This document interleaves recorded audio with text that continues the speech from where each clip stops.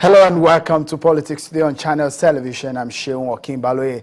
It's no gainsaying that Nigeria is at a critical point in history. A point in history some pundits have said will determine a lot in our continued existence as a nation.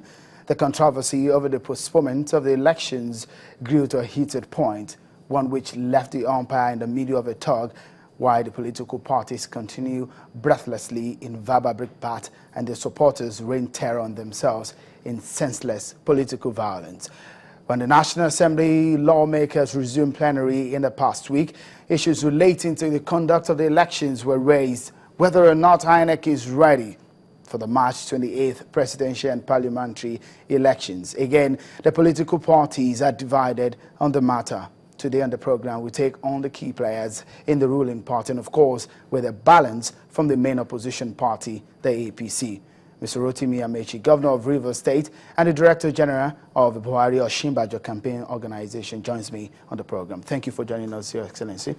You're welcome. Let me start by asking you, there is an allegations from the PDP precisely in a particular press conference addressed by the Director of Media of the PDP. He says that the APC is planning to rig the 2015 elections. How are you doing this? Well, I would have loved to respond to that, but the person who is speaking lacks credibility, so why would I have to respond to that? Have you read all the things Fani Kayode has spoken since he was in APC? All the things he said about the president, all the things he said about the PDP, now he's joined PDP and he's saying similar things to APC. So why do you respond to that? What powers do we have to rig election? What powers do we have to postpone election? President was in a meeting in which all Nigerians in the meeting said don't postpone election, and he went ahead and postponed election. Who has more capacity to rig election, PDP or APC? Can you move to your second question, because I think it's an unnecessary issue to discuss. Because the reason why it's necessary is that Fani Kayode lacks the credibility for that. Can I move to the next question? Because when someone says that your party plans to rig an election, a lot of Nigerians will want to. If the right person speaks, then we'll respond. Fani Kayode lacks credibility. That's the director of the media of the president's. Can you move to the director, next? Director of media, the president's organization, campaign Fani organization. Kayode, Sheun, please, can you move to the next? When you bring somebody with credibility, we can respond to that. Interesting. Well, let me say this. At some point, when you met with at the Security Council meeting and the meeting held, and at the end of the day, it was agreed that the elections should not be postponed. But at the end of the day, we had it postponed because the security agency said they're not ready to conduct election, and they asked for 6 weeks. But your party seems not to be happy with it. Well, why would he be happy when all Nigerians have said, look, we want election on the 14th, and then the president and the military will sit down and say, no, you can't have election on that day. I hope that by God's grace, I hope that by March 28th, they will have been able to decimate Boko Haram. I hope so. If they don't, I hope they don't postpone election again, because they will ask us to allow them to do further fighting. But for us, as Nigerians and as the opposition party, we believe that it was a wrong decision that they took, because all Nigerians who were at that meeting, 80% of Nigerians, said the president should not ask for postponement. And INEC made a comment that was interesting. INEC chairman said, if you say that the 2011 election was credible, if you say it was one of the best elections organized in the country, Mr. President, I'm telling you that I am more prepared now than I was in 2011. But you've criticized the sense behind the postponement, but it was based on the issue of security. What security is that? Please tell me what security. When security agencies, the NSA... Tell me what security. All the security agencies. 2 weeks before that, the chief of defense staff had come out and said, we are prepared, with his military chiefs, we are prepared for this election. We are prepared to provide security for this election. Between that day they spoke and the day the election was postponed, what had happened? Boko Haram had become more dangerous, had killed more persons. They had killed more persons than they killed in Baga. What has changed? If it was obvious to the security agencies that the elections were not in the interest of the Nigerian people, that the elections, if held, will cause loss of property, loss of lives, don't you think you are a security, you are in charge of security in your state? Would you have allowed such a thing to happen? There was one question I raised. in 2007, we had similar security crisis in the Niger Delta.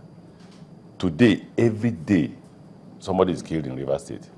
Every day, with the connivance of the Nigerian police. Every day, somebody is killed. What do you mean the connivance of the Nigerian police? What do you mean by that? They do nothing. They know the persons, they don't arrest. A policeman was shot at Okreka. They know it was Ateke that ordered the shooting. They know that the wife of the president authorized the shooting. What have they done? When you make these claims, how are you sure? I mean, because these are I thought claims. you just said now that I'm chief security officer. Yes. So don't you know I'm privileged to information? So these are information that you are gathering, and that these persons are privy to this. You know, when the president said that his election is not worth any blood of any Nigerian, you ask him why all those Nigerians that are being killed, are they Biafrans? The policeman that was killed in Okreka, is he from Biafra? Is he a Guinean? Is he a Chinese? And then he will come out. And the problem with us as a country is that we forget so soon.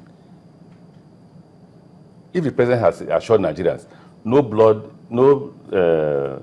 my election is not worth anybody's blood in Nigeria. And every day we wake up, people are being killed in Rivers State. Today, they have gone, when the APC was campaigning in Ogoni, they went there, government went there and took away my deputy chief press secretary. So what do you say to that? The chief press secretary is from Congo or Cameroon. You know, the point is what we call the rule of law. PDP and the presidency is not happy that I'm able to express myself, so they want to do anything illegal. I'm told, oh, if you go to Rivers State now, the judiciary is not functioning because some people from the presidency and PDP have undermined the judiciary in that regard in Rivers State. The police has locked up the Rivers State House of Assembly, so they now sit in the former chambers of the Executive Council in Government House. And then you say we are in a country governed by rule of law.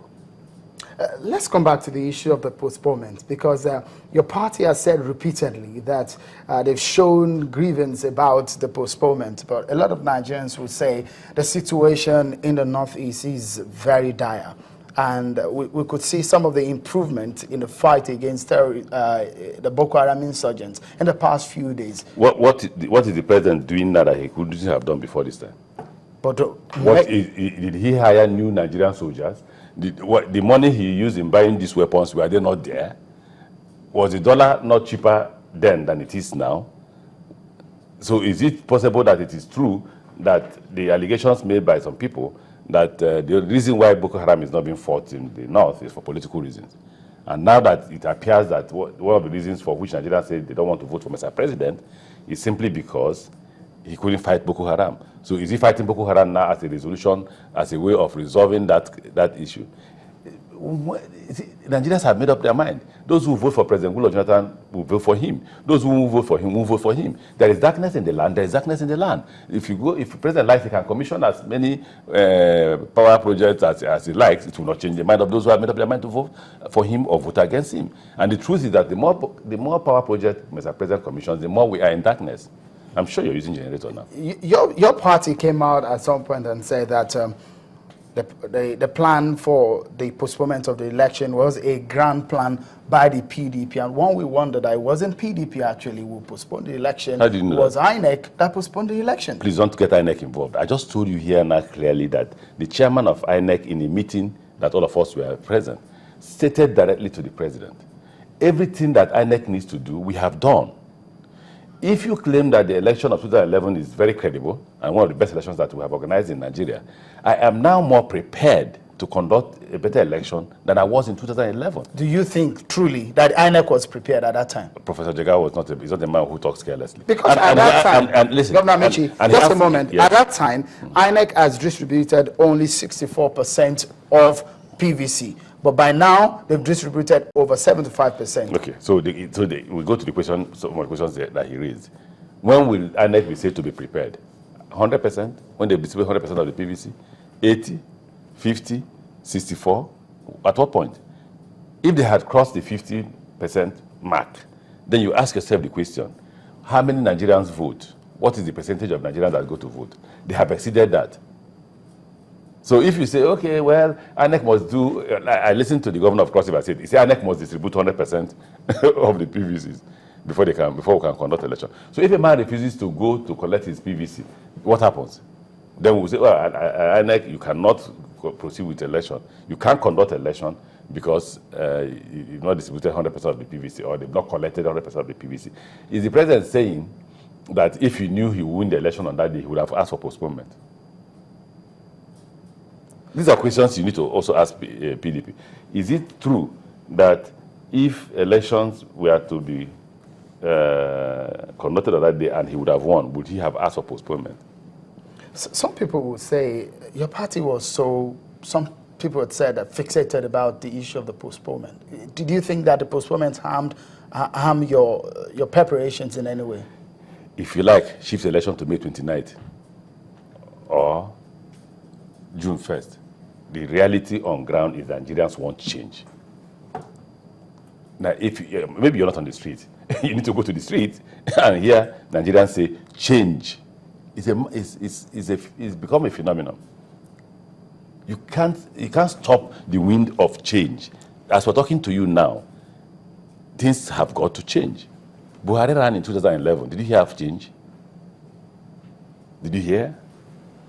Now Nigerians want change, and they think that APC provides that change, and they want to vote for APC. You use the military, you bring militants to shoot people, you kill people, people will die and all that. That is what they're planning. That's what they can do, but it will not stop change. Do you think that postponement affected your chances in any way? How would it now? You just heard me that I've answered you. I have said here that if you like, postpone it to 1st of June. You know, the government will end on 29th of May. If you like, postpone the election 29th of May or 1st of June. Nigerians want change. The earlier the president's team realizes that, the better. The earlier PDP realizes that, the better. Because Nigerians want change. Southwest voted for the president. The way it is in the Southwest now, without campaigning for APC for people to vote for APC, don't you see people on their own chanting the word change? I go to hotels, I'm told change. I go to airports, I'm told. I traveled last week to the UK. People were begging me at the international airport in Abuja, please, sir, please go and come back quickly. We want change. Don't stay there for too long. Maybe because they saw you. They probably would have said something different that went behind you. My wife came the next day. Tell your husband to come back. And the place was divided. Only one lady said, no, I'm for transformation. The rest people say, we want change, we want change. Open hall, with passengers present. So how will the PDP address that? They will, on the day of election, they will induce us with money or whatever, and then make Nigerians change their mind from change, and then say, okay, now we'll have to try the president again. And Nigerians are going to vote across ethnic lines. Nobody's going to say today that, the president comes from the South-South. I'm from South-South. Therefore, we must vote for the president. No. The issues are, why is the dollar now 225? Virtually everything you wear, virtually everything you eat, the food, the rice you eat, the fish you buy, everything is imported. So inflation is on the rise. So you tell a man now to vote for our president because he comes from South-South, when the president's pocket is different from my pocket. You can't say that. Nobody has talked about the fact that Naira has been devalued. Is the president going to say that the 6 weeks he's going to give us now won't talk about the devaluation of Naira? We're going to say that Naira has been devalued. This is exactly what happened in when did the Shagari government come to an end? So in 1983. And Buhari took over. It's the same thing that's happening now because Buhari has to come to the rescue.